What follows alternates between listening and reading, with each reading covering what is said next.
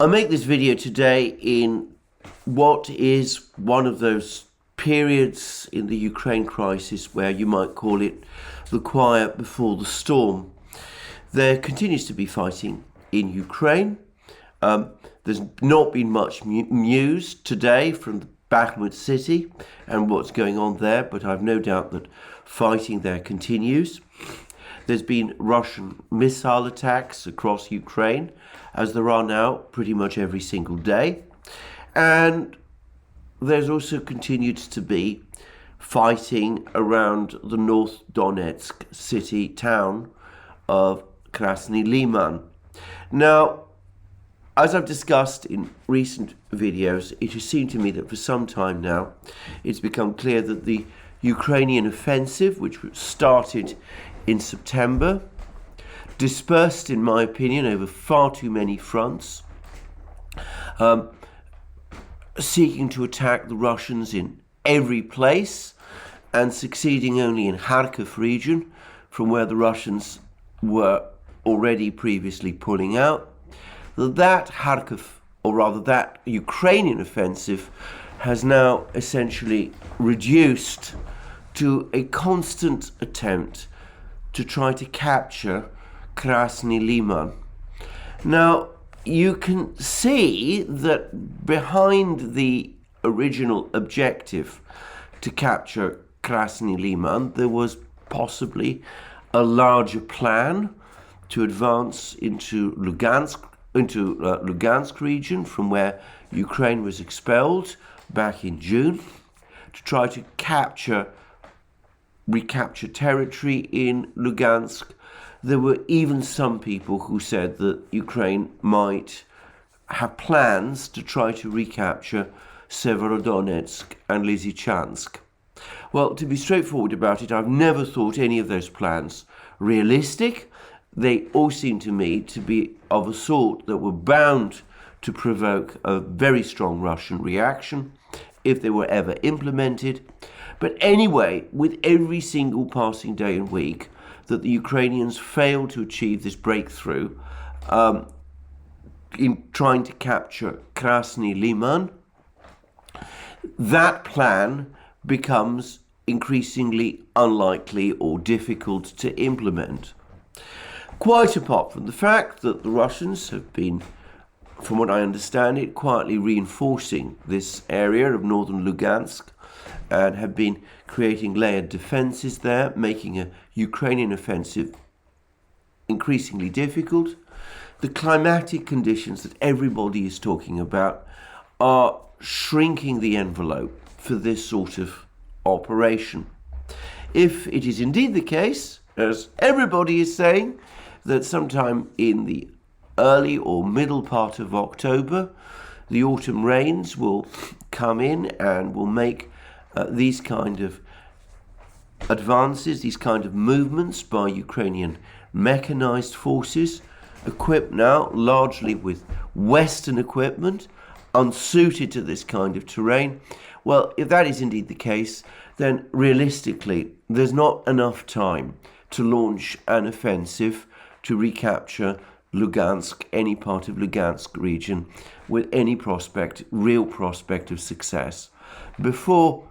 Almost before such an offensive began, even if Krasny Liman were to fall today, which conceivably might do, or tomorrow, long before that offensive got properly underway, it seems to me that it would rapidly become bogged down and would become the target of relentless Russian artillery, missile and air attacks, and would run through the whole same set of problems as Ukraine has faced in its various attempts to try to break through towards the town of Kherson in western Ukraine.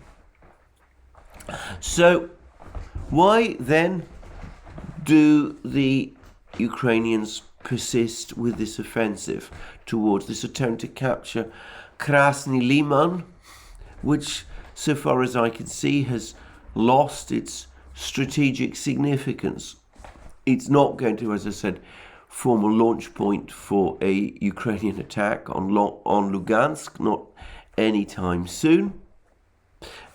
If the situation on the battlefronts were to remain unchanged between now and the spring, well, perhaps at that point, assuming the Ukrainians were still in control of Krasny Liman, well, perhaps you could wait and all those weeks and months and then launch an offensive then. But realistically, the Russians are not going to let that happen.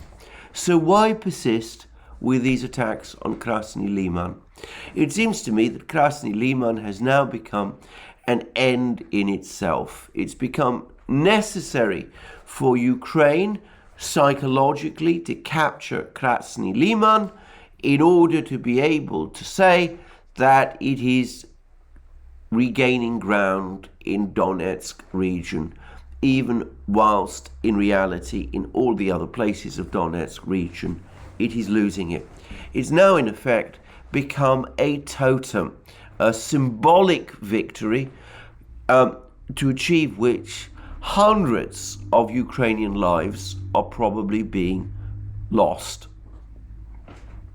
Now, we've seen this happen in other places. About a week ago, there was a lot of excitement in the media in the West and in Ukraine because a village called Belogorovka had been briefly occupied by Ukrainian troops.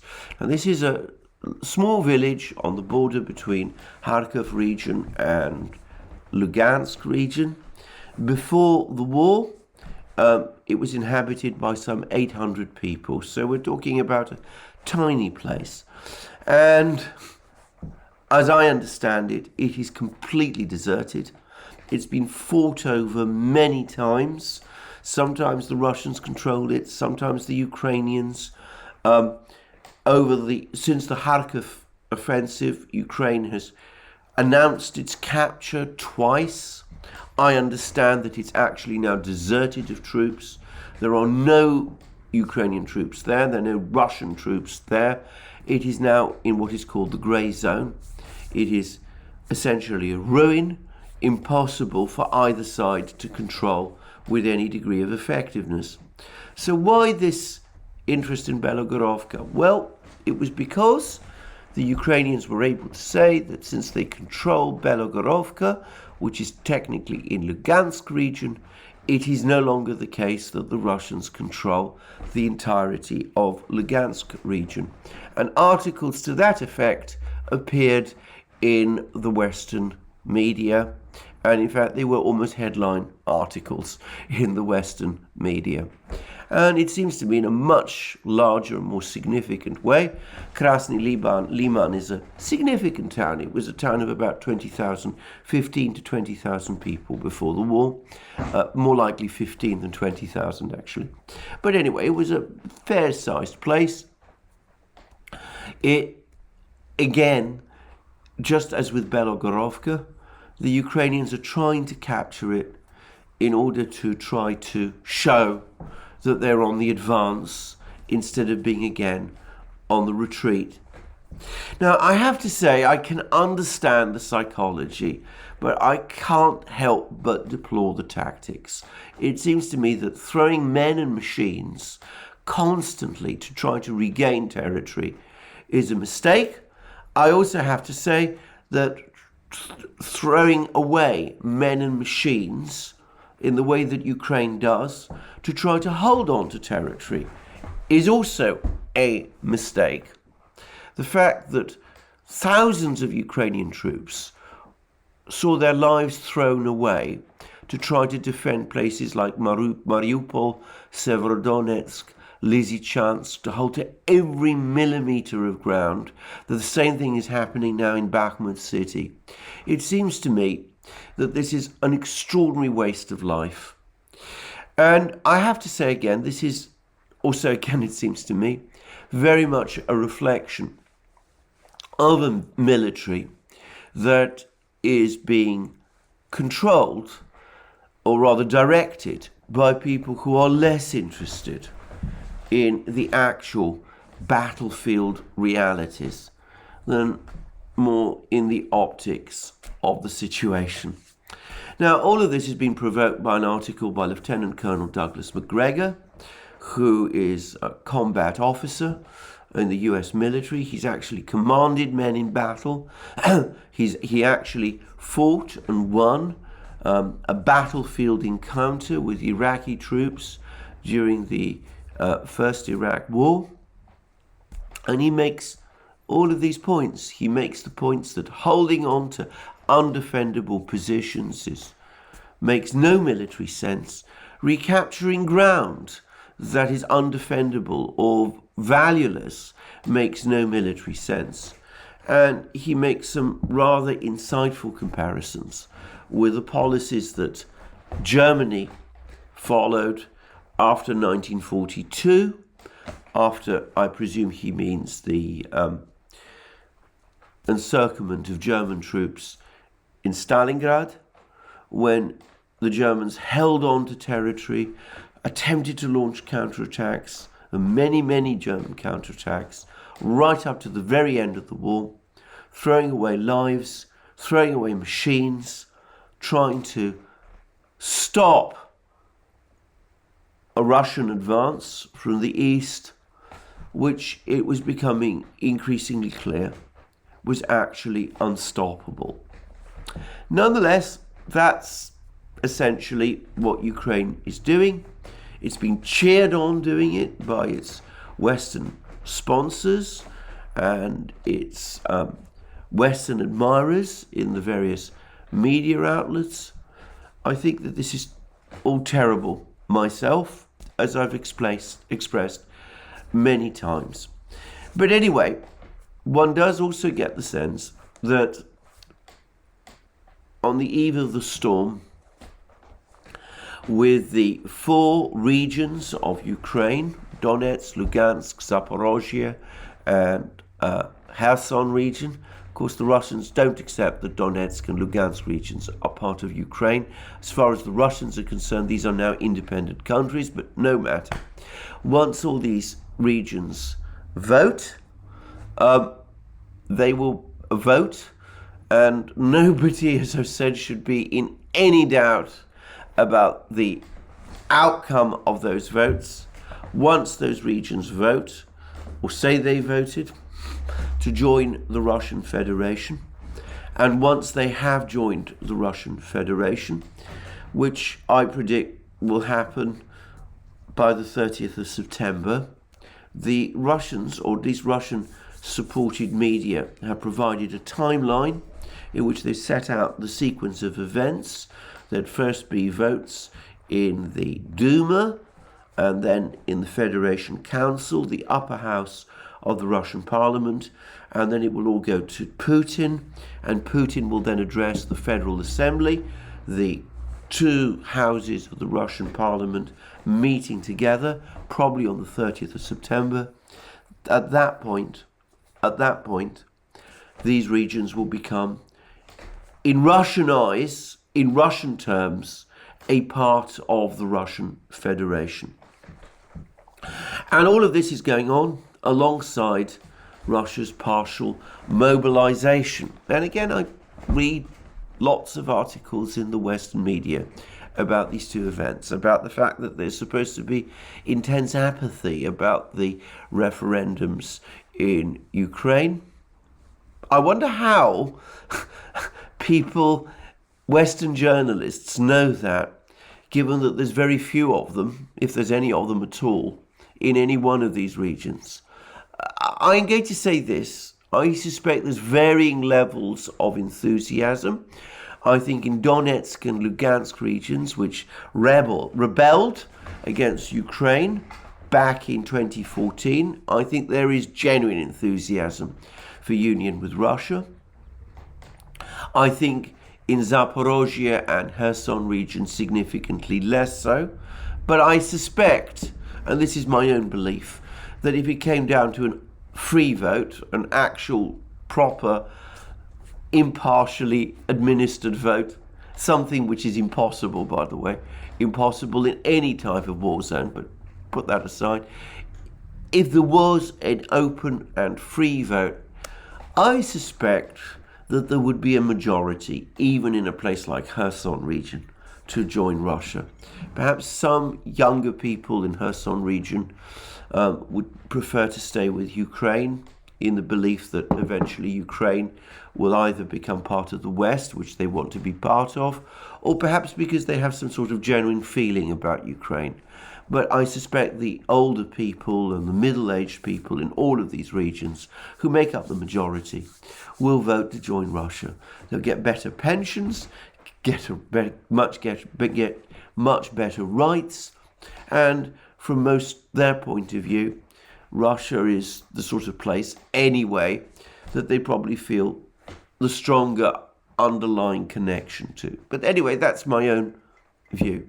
But anyway, you're reading in the Western media about the apathy with the election, about thousands of people, 2,000 people supposedly, who have been arrested over the course of the anti-draft protests that took place in Russia. That might be true, by the way.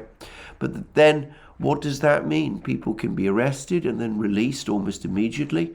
And I gather that is what usually happens, what has happened. The key point is not how many people were arrested, it is how many people protested. And by any assessment, any objective assessment, the number was very small. Probably no more than a couple of thousand across the entirety of Russia. And then, of course, there's also been lots of claims about how disorganized, chaotic the call-up has been. So, as was elegantly said by Tom Longo in a recent article, which you can find on Zero Hedge, you have lots of reports about the 1,000 or so people who tried to evade the draft in Russia, and no pictures of the long lines of reservists calmly and in a disciplined way coming to the various draft stations as they prepare to be drafted. It's not to deny that there haven't been problems with the draft. With every large organization of this kind, there are enormous, inevitable problems, hitches, things go wrong, too many people get the draft papers, the wrong people get the draft papers, some people who ought to be drafted are overlooked, all that kind of thing. But overall, it seems to me that this has been a fairly efficiently run affair. Now, there has been some criticism within Russia of the way in which the draft has been conducted. The Defense Ministry has shown some sensitivity to this, and the general, a man called Bulgakov, who was supposed to be in overall charge of the call-up, has been transferred to another post and replaced by another general, General Mizintsev, who is very well known to most Russians because pretty much every day he comes on the media and gives accounts about the humanitarian problems in Ukraine and the various bad things that have been happening in Ukraine. And he's been the general who's been mainly talking about biolabs. Now, I suspect that General Bulgakov, who doesn't seem to have been sacked but reassigned to some other position, was transferred partly in order to shuttle the blame for any problems upon him, but also because General Mizintsev, who is far better known, is now the visible face of this call-up. And can I just say that this is one of those rare instances when the Russian Ministry of Defense has shown some awareness of the need to make the optics of any kind of operation of this kind right. As I said, Mizintsev, about whom I know nothing, much better known general, and somebody, as I said, that many Russians have learnt about over the last few months, and he makes a much more visible symbol, a much more approachable and understandable visible symbol of this process than his predecessor did. But anyway, the key point is that these two events taken together the inevitable admission of these four regions into Russia and the enormous Russian build-up that we are now seeing is something that is going to change inevitably the course of the war, in the sense that we're not just going to have from this time this kind of slow motion offensive that the Russians have been engaging in Donbass, and the Russians parrying Ukrainian attacks on various parts of their front line. You're going to have a situation for the first time where it's quite possible that the totality of Russian troops in Ukraine will outnumber the Ukrainian troops, and where the Russians are no longer engaged in a special military operation designed to help Donetsk and Lugansk people's republics defend themselves from Ukrainian attack. You're going to have a situation where the Russian military is tasked with defending Russia's Russian territory, what will have become in Russianized Russian territory, the Russian motherland. And none of us can say how that is going to shape out, but I for one would be astonished if it didn't mean fundamental and radical changes on the ground. And I think this is well understood, and it probably explains a shift in mood. Now, Josep Borrell, the EU's incredibly incompetent, and I have to say, astonishingly Russophobic, or at least judging by his language over the course of this operation, High Representative for Foreign Policy, has suddenly moderated his words. He says that he's now talking about the need for a diplomatic solution agreeable to both sides.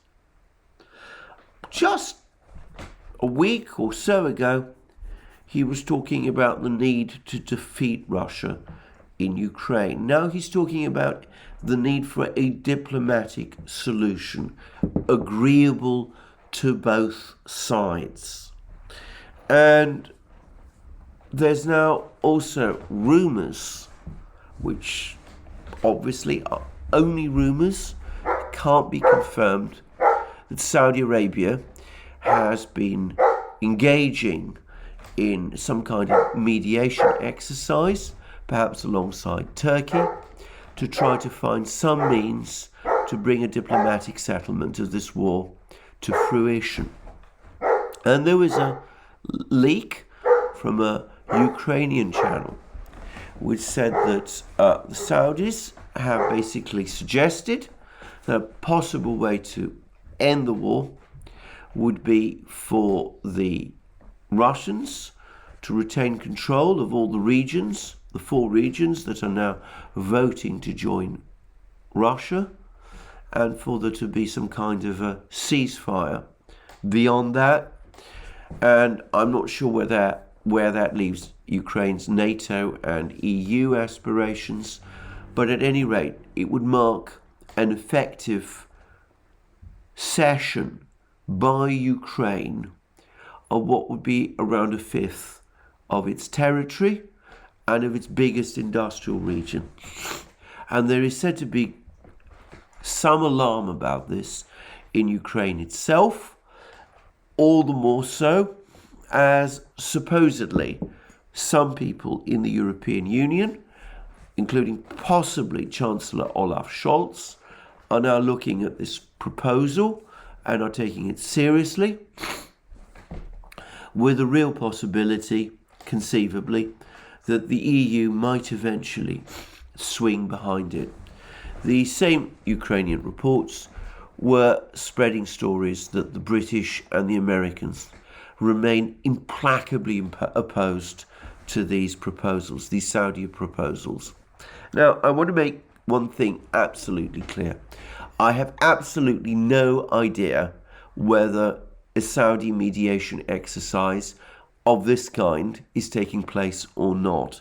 If it is, then it is being kept extremely secret. And I am far from certain, even if it is taking place, that it is going to succeed. I should say straight away that if people in Ukraine are going to be absolutely shocked by this proposal, if it's ever crystallized into an agreement, I have to say I cannot imagine that Zelensky's position as president would survive the reaction. There are many people in Russia who won't be happy about this either. In Ukraine, there are going to be lots of people, inevitably, who are going to ask themselves, well, what was the war all about then?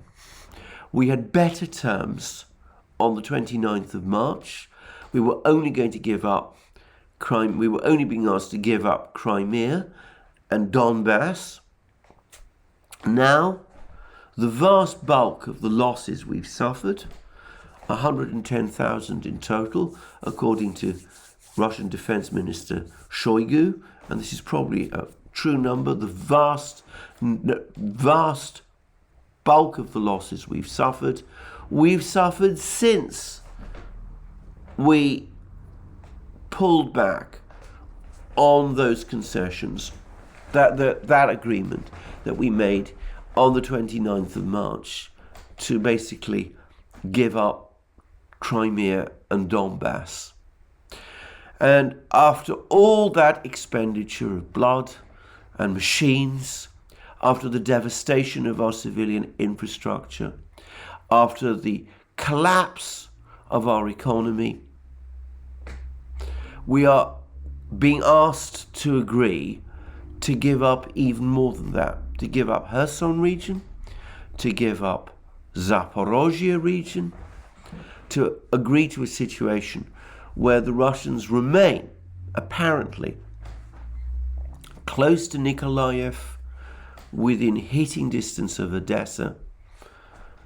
There will be furious people in Ukraine if this proposal is actually implemented.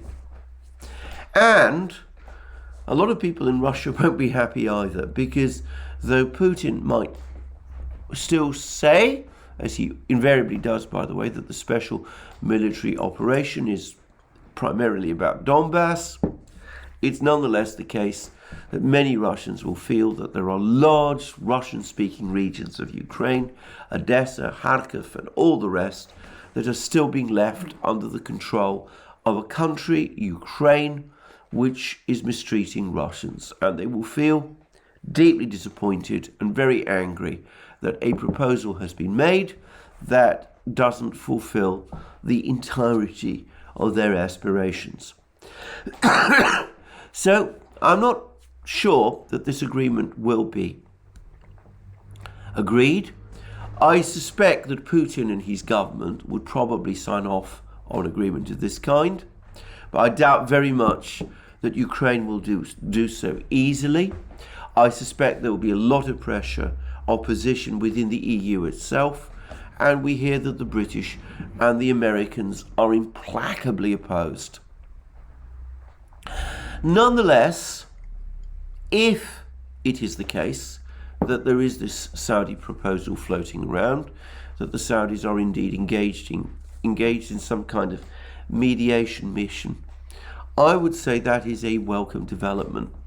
Now, can I just say, there is one thing that does make me think that something may be going on with the Saudis, or at least I should say two things. Firstly, the Saudis did broker the release of all of those British prisoners that were captured in the fighting in Ukraine and who have been returned to Britain.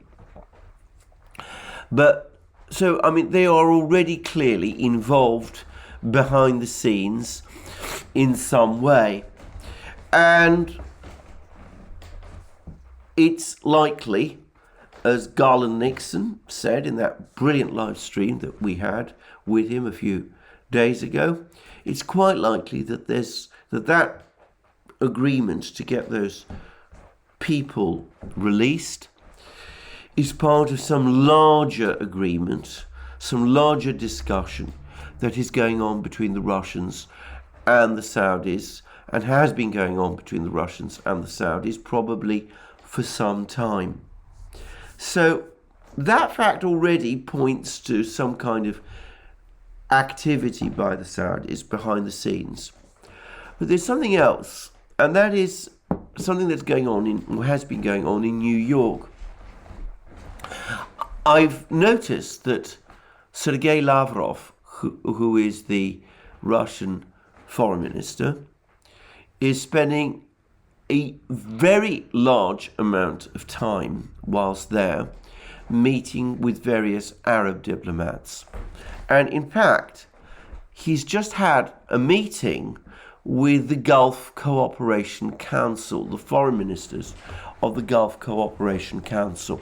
That is the regional grouping made up of Saudi Arabia and the Gulf states. And it's interesting, of course, that these people are meeting with him and are doing so in such a friendly way.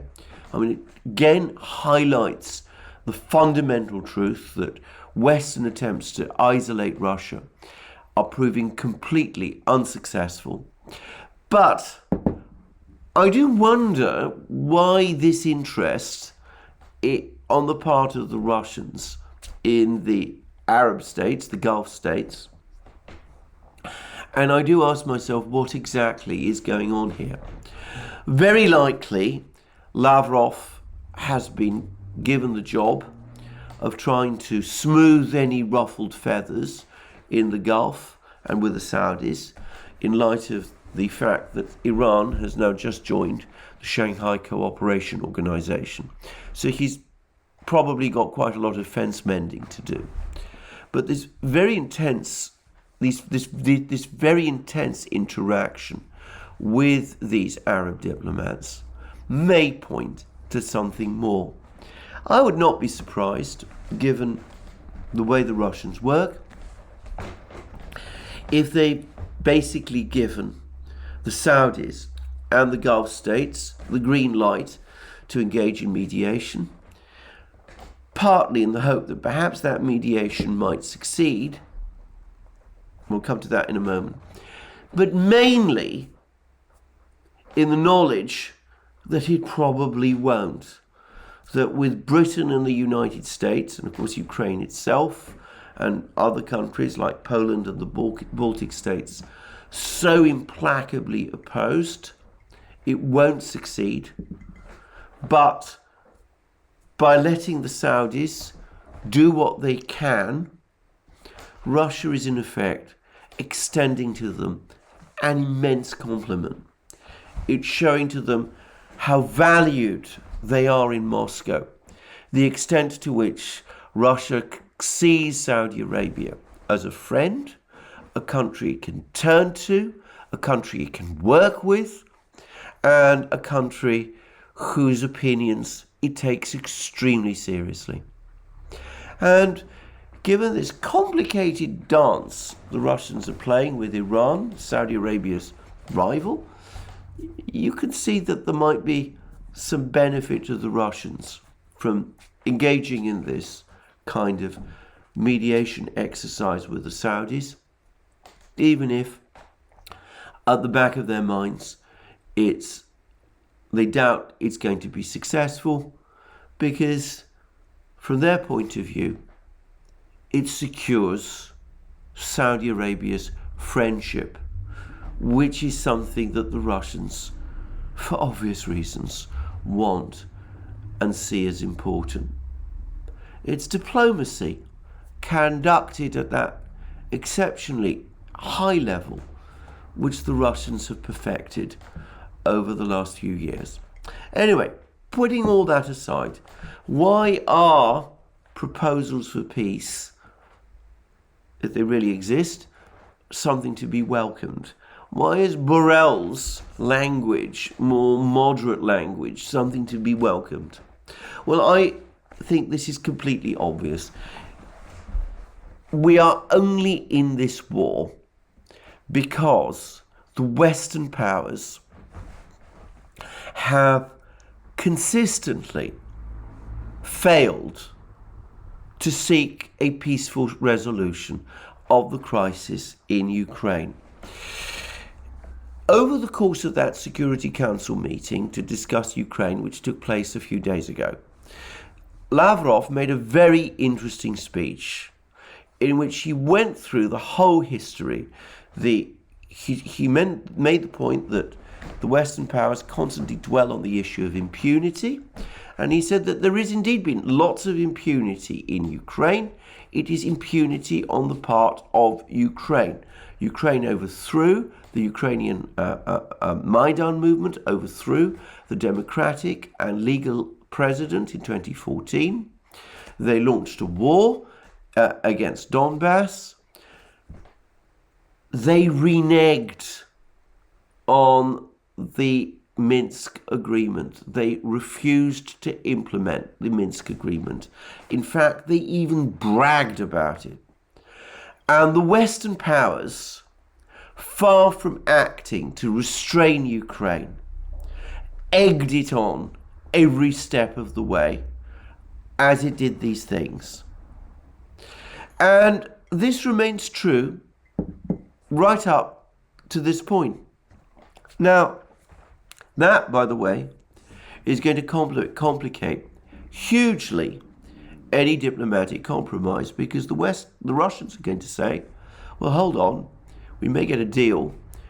What confidence do we have that that deal will be implemented, given that all other previous deals that we've made and which the West has been a party to have not been implemented? But anyway, putting all that aside, if Western policy fundamentally changes, if there's some recognition at last that this policy of challenging Russia in Ukraine, part of Russia's historic, cultural and economic space, is a policy that can only lead to confrontation and disaster, well, that is to be welcomed. And if it also leads in time to a proper resolution of the crisis in Ukraine and to an end to this war, that is also to be welcomed too. Can I say something, which is this? Ukraine needs to accept that these territories are lost. Continuing with this war, continuing with this fighting, is simply throwing away lives to no purpose. There's hundreds of thousands of Russian troops on the way. However bitter a pill for some people in Ukraine this deal, if it exists, to swallow would be, it is far better than the deal the Ukraine might find itself being presented with if the Russians clear up in Donbass, advance eastward, reach the Dnieper, opposite places like Dnipro, and perhaps take Odessa and conceivably Kharkiv too. So better make that deal now. Save those lives, retain as much territory as possible, and then perhaps reconsider the policy you've been following since 2014, which is clearly taking Ukraine to a dead end. And the same is true of the Europeans. From their point of view, it makes no sense, this constant game of trying to string the Russians along with agreements that are then not honored. Europe is facing a major economic crisis. All across Europe, production is falling. There's talk of blackouts and energy rationing with no clear end in sight. And we're starting to see the electoral effects of this starting to manifest itself. We saw it with the rise of the Swedish Democrats in the election in Sweden. We're almost certainly going to see it again today when the election results from Italy come rolling in, and we learn that Miss Meloni and her brother's party are forming the new government in Italy, something which would have been considered unthinkable 10 years ago. So this policy of confrontation, of antagonism with the Russians has produced nothing good. It's brought the Russians and the Chinese closer together. That's a major geopolitical price. It's lost Europe, probably forever, access to cheap Russian energy. Even if the crisis is resolved, the Russians will be looking to diversify their energy exports. They're not going to be focused on Europe to the same extent as they once were. It's destroyed Ukraine. It's disrupting the electoral balance, if you wish, within the European Union, something about which, by the way, I shed no tears. I'm far from being as dismayed about these electoral outcomes as some people perhaps are. Surely the time has come, even for European leaders, to try to see for themselves that this policy is not a dead end.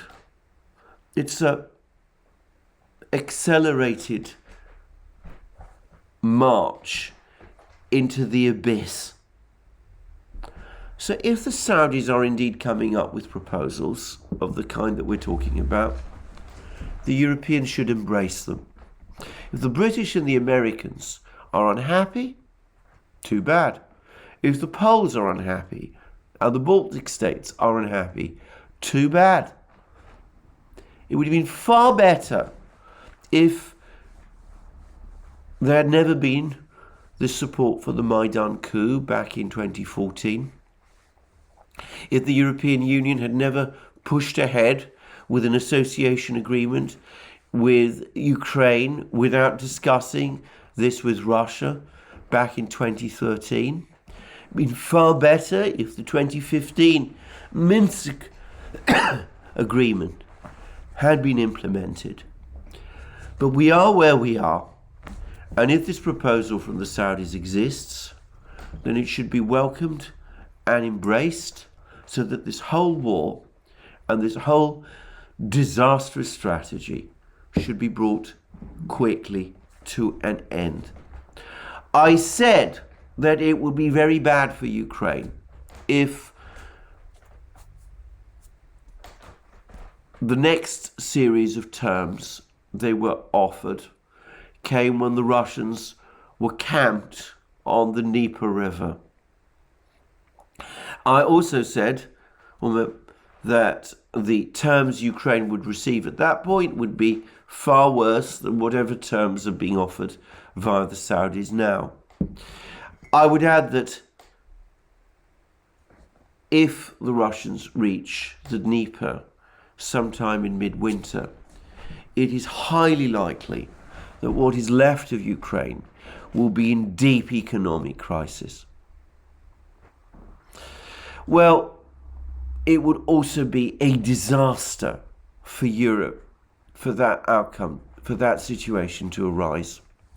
A situation where the European economy is in conceivably existential crisis, where factories are closing, where businesses are closing, where people are struggling with bills, where there's energy rationing, where food inflation is exploding, and where there is increasing dissonance between European governments with the emergence of a Meloni government in Italy.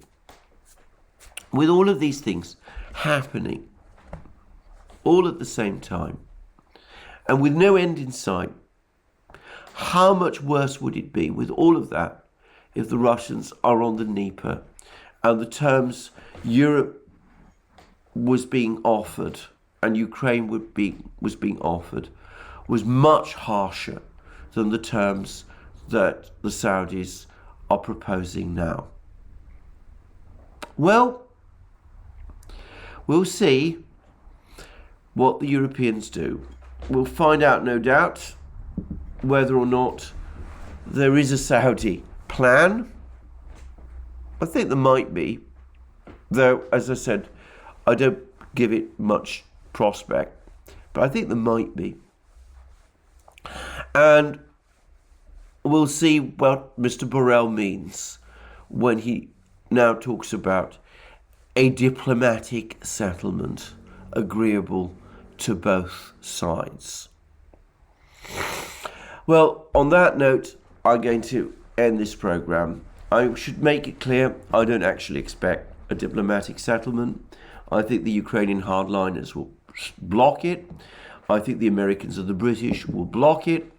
And I think, more likely than not, we will see the Russians on the Dnieper before very long. But there we go. I've made my feelings known, my opinions known. We'll see what people do. Before I finish, let me remind you that you can follow us on other platforms, Locals, Rumble, ODYSEE, BitChute, and Telegram. Let me remind you also that I do live streams every Wednesday at 1900 hours Eastern Standard Time. I wasn't able to do one last week because of my cold. I hope it will be better this week and that I'll be able to do it. I might have to adjust the times slightly. There'll be notices on Locals letting everybody know one way or the other. But we'll see. And in the meantime, you can also, if you want to support our work, do so via Patreon and Subscribestar. Links under this video. Please don't forget to go to our shop. You'll find all sorts of great things there. Our magic mugs, our hats, our hoodies, our t-shirts, our sweatshirts, and all the rest. And last but not least, please remember, if you've liked this video, to tick the like button and to check your subscription to this channel. Well, that's me for the day. Have a very good day. More from me soon.